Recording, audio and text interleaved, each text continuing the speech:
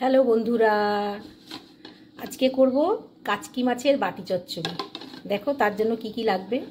কাচকি মাছ, কুচানো আলু, পেঁয়াজ কুচি, লঙ্কা, চেরা কাঁচা লঙ্কা আর টমেটো।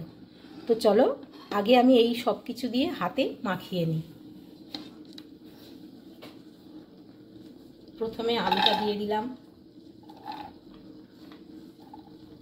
তারপরে পেঁয়াজগুলো দিয়ে দিলাম,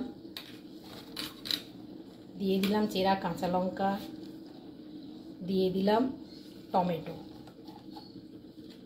এবার আমি মশলাগুলো দেব।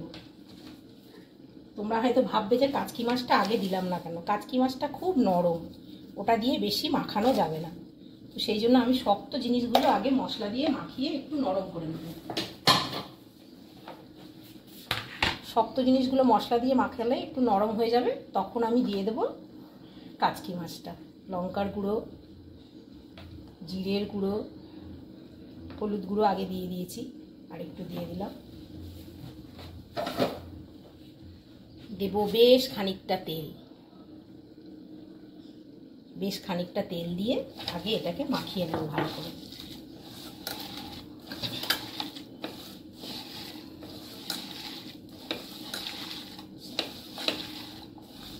মশলাটা তোমরা বুঝে দেবে, একটু বেশি করে মশলা দেবে, কারণ এই মাছটা ভাজাও হবে না বা এতে মশলা মাখানোও হবে না।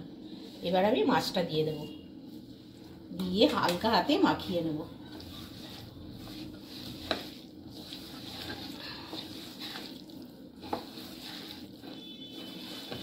এখন কিন্তু আমি গ্যাসটা জ্বালাইনি, এই যে ভালো করে মাখিয়ে নিলাম। এই মাখিয়ে নেওয়ার পর এবারে আমি একটু জল দিয়ে দেব।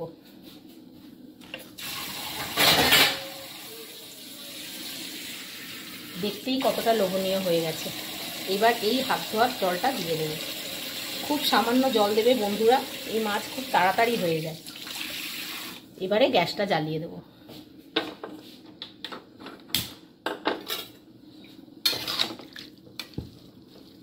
কাঁচা অবস্থায় একবারে সব ভালো করে মাখিয়ে, কারণ এই মাছ বেশি নাড়লে ভেঙে যাবে।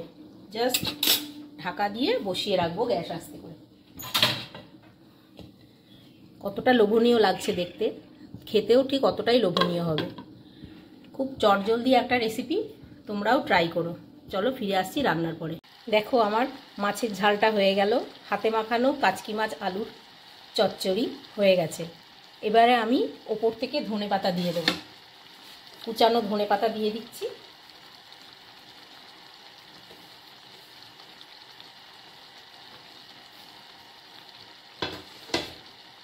আর দিয়ে দেব আবারও একটু সর্ষের তেল।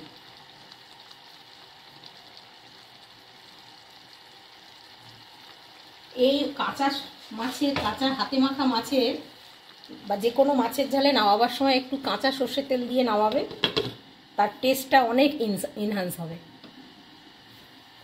তো চলো, বাই বাই।